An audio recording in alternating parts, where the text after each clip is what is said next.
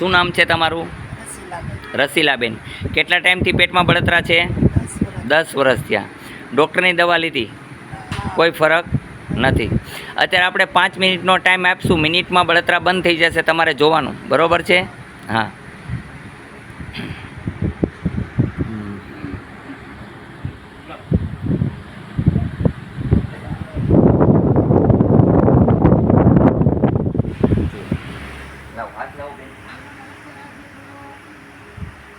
અત્યારે આ બેન શું નામ છે?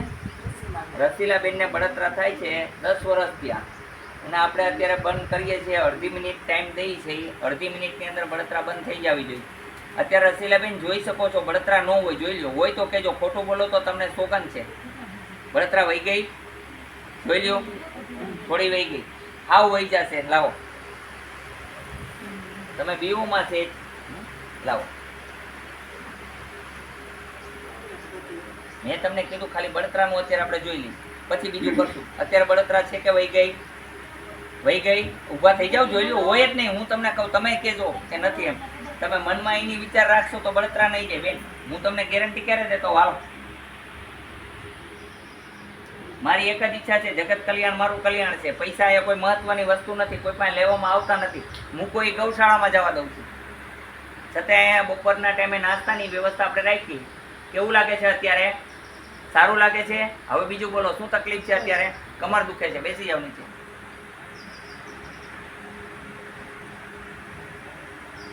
કોઈ પણ ડોક્ટર પાસે જાઓ, 10 વર્ષની બીમારી હોય તો તાત્કાલિક ઇલાજ થતો નથી. અહીંયા હનુમાનજીની એવી કૃપા છે, નીતિ નિયમથી હાલવાનું અને નીતિ નિયમથી તમે સારા થઈને જાઓ, એ જ મારી ઈચ્છા છે. અહીંયા પૈસા કોઈ મહત્વ નથી.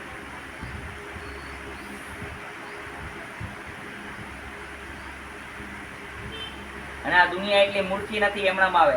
હાજા થાય તો જ આવે, નકર કોઈ આવે એમ નથી. હા, એમ પાણી હોય તો કોઈક હાથ નાખે, બાકી પાણી વગર કોઈ હાથ નાખે નહીં. હાલો, ઉભા થઈ જાઓ. કમરનો દુખાવો મટી ગયો તમને, તમે ટ્યુબ લઈ શકો છો. હા, લાવો. શું તકલીફ છે બેન તમને? બરોબર. આગળ વી આવો દીકરી.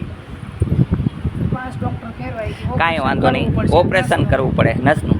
કાંઈ વાંધો નહીં. આપણે 5 ડૉક્ટર ભલે ફેરવા. તમે અત્યારે આપણે જુઓ, તમે બેટા. હા દીકરી, જોઈ લ્યો. ખાલી ઉતરી જાય એટલે કહેજો ખાલી. કાંઈ વાંધો નહીં, ભલે ને જણજણાટી થાય દીકરી. થાય એ કહેવાનું, સત્ય કહેવાનું, ખોટું બોલવાનું છે નહીં આપણે.